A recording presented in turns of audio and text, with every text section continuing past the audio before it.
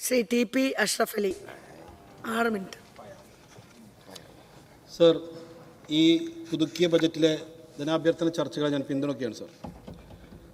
സാധാരണ കേരളത്തിലെ ഒരു ബജറ്റ് കഴിഞ്ഞാൽ ആളുകൾ പൊതുവെ കേട്ടിരുന്ന വാക്കുകൾ ധനക്കമ്മി, മൂലധനച്ചെലവ്, പണപ്പെരുപ്പം തുടങ്ങിയ മലയാള വാക്കുകളൊക്കെയായിരുന്നു സർ. എന്നാൽ ഇപ്പോൾ ഈ ബഡ്ജറ്റ് കഴിഞ്ഞപ്പോഴാണ് കേരളത്തിലെ പുതിയ തലമുറക്കും കേരളത്തിൻ്റെ പുറത്തുള്ള ഈ നാടിനെ വളരെ പ്രതീക്ഷയോടുകൂടി നോക്കിയ ആളുകൾക്കും ഒരുപാട് പ്രതീക്ഷയുള്ള വാക്കുകളുണ്ടായത്. Artificial intelligence, global job watch tower, Kerala knowledge valley, space economy, research park, Kerala silver economy, brand Keralam, care giver പദ്ധതി, വൺ കേരള കരുതൽ mission, MSME growth scheme, aviation hub, mission Samudra, urban growth mission, gen Z and new gen technology. ഈ വാക്കുകൾ കേട്ടിട്ട് ഞങ്ങളുടെയൊക്കെ കൂടെ കോളേജുകളിൽ പഠിച്ച് ഇപ്പോൾ സ്കാൻഡിനേവിയൻ രാജ്യങ്ങളിൽ ജീവിക്കുന്ന, അമേരിക്കയിലും UK യിലും ഗൾഫുകളിലും ജോലി ചെയ്യുന്ന ആളുകളൊക്കെ വിളിച്ച് ചോദിക്കുകയാണ്, കേരളം മാറാൻ പോവുകയാണോ?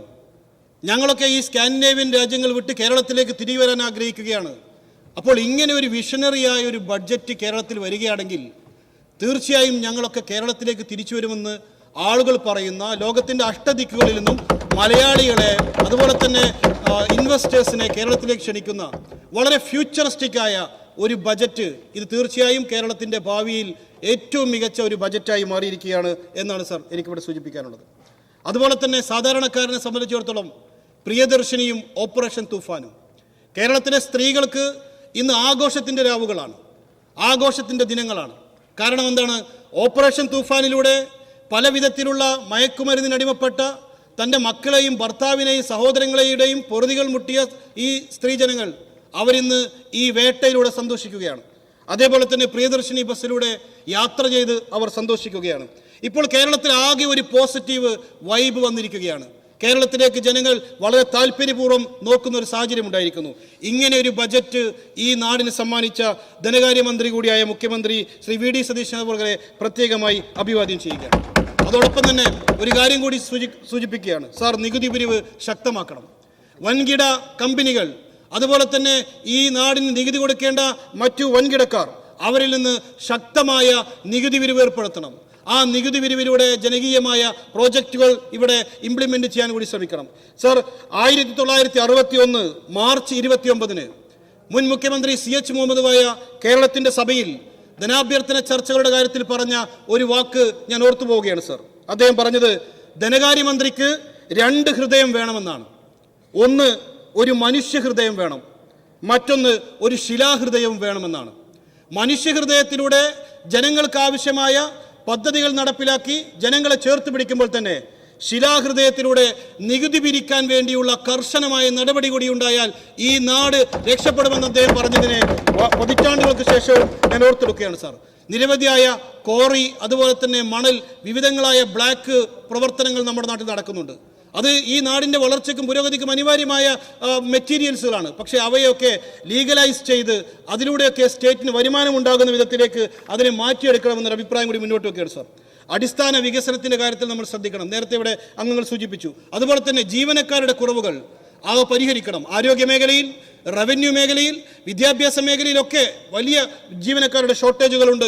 അത് പരിഹരിച്ചുകൊണ്ട് ജനങ്ങൾക്ക് യഥാവിധി ഭരണത്തിൻ്റെ സൗകര്യങ്ങൾ ലഭിക്കുന്നതിന് വേണ്ടി ഇടപെടണമെന്ന് കൂടി സൂചിപ്പിക്കുകയാണ് സാർ.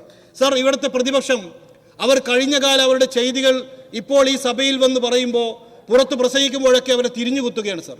എങ്ങനെയാണ് തിരിഞ്ഞുകുത്തുന്നത്? അവർ PM ശ്രീയിൽ പിടിച്ച് വലിയ രീതിയിൽ ഒരു പ്രതിപക്ഷമായി മാറാമെന്ന് കരുതി ചാടി വീണ് വന്നതാണ്. അവസാനം വിദ്യാഭ്യാസ മന്ത്രിയുടെ കൃത്യമായിട്ടുള്ള മറുപടിയോടുകൂടി PM ശ്രീ ആരാണ് തുടങ്ങിയത്, ഏതു കാലത്താണ് അതിന് ഒപ്പുവെച്ചത്, എന്താണ് അതിൽ അവരുടെ അടുത്ത് നടപടികളെന്ന് കൃത്യമായി മനസ്സിലായി ഇപ്പോൾ PM ശ്രീ പറയാൻ പറ്റാതെ അവർ ഇവിടെ ഇരിക്കുകയാണ് സാർ.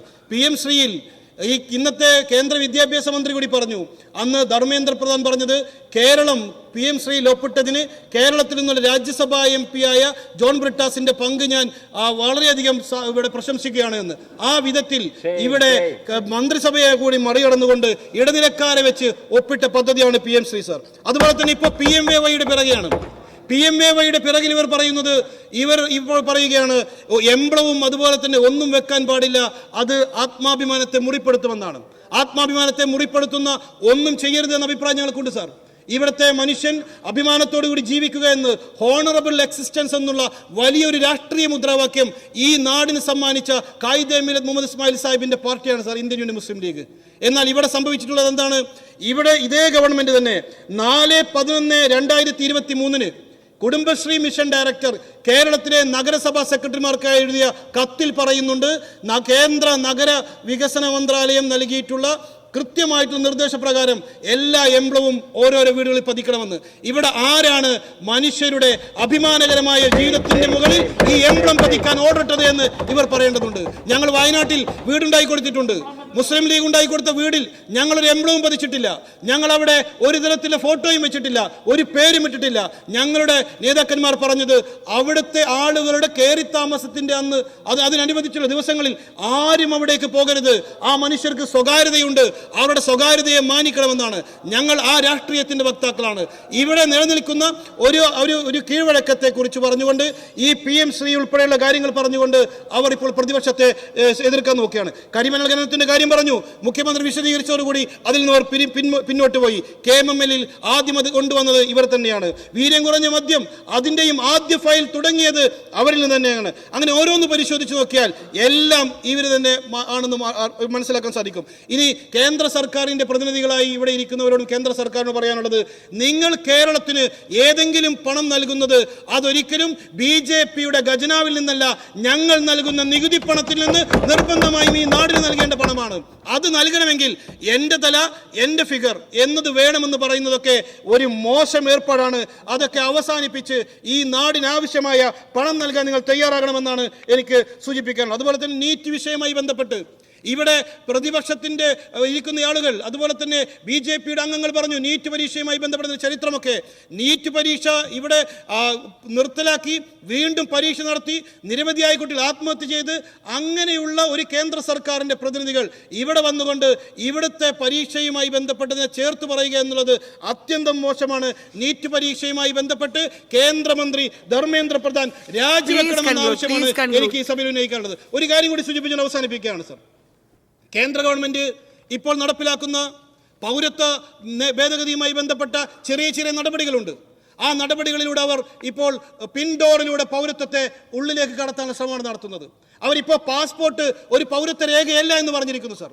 പാസ്പോർട്ട് പൗരത്വ രേഖയായി മാറ്റി ഇവിടുത്തെ SIR-ന്റെ സമയത്ത് സമർപ്പിക്കേണ്ട 12 രേഖകളിൽ ഒന്ന് പാസ്പോർട്ടായിരുന്നു. ഇപ്പോൾ അവർ പാസ്പോർട്ട് പൗരത്വ രേഖയല്ല എന്ന് പറഞ്ഞിരിക്കുകയാണ്. അതേസമയം തന്നെ പാസ്പോർട്ടിന്റെ വില വർധനവ്, അതിന്റെ ഫീസ് കുത്തനെ ഉയർത്തിയിരിക്കുന്നു. 1500 രൂപയുള്ളത് 2500 രൂപയായി മാറ്റിയിരിക്കുന്നു. അതുപോലെ തന്നെ തത്കാലിന് 3500 രൂപയ്ക്ക് അപേക്ഷിക്കാവുന്നത് 5000 രൂപയെ വർദ്ധിപ്പിച്ചിരിക്കുന്നു. പുതുക്കാൻ 5000 രൂപയുള്ളത് 7000 ആക്കി. ഒരു മിനിറ്റ് കൂടി സർ. ഇന്ത്യയിലെ പാസ്പോർട്ടുമായി ബന്ധപ്പെട്ട വിഷയത്തിൽ ഇരട്ടത്താപ്പ് കാണിക്കുന്നു. അതൊരു രേഖയില്ലാതാക്കി മാറ്റുന്നതോടെ തന്നെ ഇതിന്റെ വില വർദ്ധിപ്പിച്ചുകൊണ്ട് ഇതിനെ ഈ രീതിയിൽ അതിന്റെ ജനങ്ങൾക്കിടയിൽ ഭാരമേൽപ്പിക്കുകയാണ്. ഒരു കാര്യം കൂടിയുണ്ട് സാർ, ഇതിന്റെ അതേ അവസ്ഥ തന്നെ ഇതേ സമയത്ത് നമ്മൾ ആലോചിക്കേണ്ട ഒരു കാര്യം, ഇന്ത്യയിലെ ഏറ്റവും പ്രമുഖമായിട്ടുള്ള ടെലിഗ്രാഫിന്റെ മുൻ എഡിറ്റർ R രാജഗോപാൽ എന്ന് പറയുന്ന ഇന്ത്യയിലെ ജനാധിപത്യ മതേതര കക്ഷികളുടെ ഏറ്റവും വലിയ പിന്തുണക്കാരനായി നിൽക്കുന്ന ഈ രാജ്യത്തിന് പ്രതീക്ഷയുള്ള പത്രക്കാരൻ, ആ പത്രക്കാരനെ SIR-ൽ നിന്ന് വെട്ടിയിരിക്കുന്നു. ഇപ്പോൾ പാസ്പോർട്ടും നൽകാതെ ഇവർ ചുറ്റിക്കുകയാണ്. പാസ്പോർട്ടിനെ എടുത്തുകൊണ്ട് ഒന്ന് പൗരത്വ രേഖയുമായി ബന്ധപ്പെട്ട്, അതുപോലെ തന്നെ പ്രധാനപ്പെട്ട ആളുകൾക്ക് പാസ്പോർട്ട് നിഷേധിച്ച് ഇതേ പാസ്പോർട്ടിന് കുത്തനെ വില കൂട്ടി ഈ സർക്കാർ ഈ നാട്ടിലെ ജനങ്ങളുടെ ഏറ്റവും പ്രധാനപ്പെട്ട രേഖ എടുത്തുകൊണ്ട് ഇങ്ങനെ പന്താടുകയാണ്. ഇതൊരിക്കലും അംഗീകരിക്കാൻ പാടില്ല. കേരളത്തിന്റെ പൊതുമനസ്സ് ഇതിനെതിരാണ്. അതിശക്തമായി പ്രതിഷേധിച്ചുകൊണ്ടും ഈ പുതുക്കിയ ധനാഭ്യർത്ഥന ചർച്ചകളെ പിന്തുണച്ചുകൊണ്ടും ഞാൻ അവസാനിപ്പിക്കുന്നു.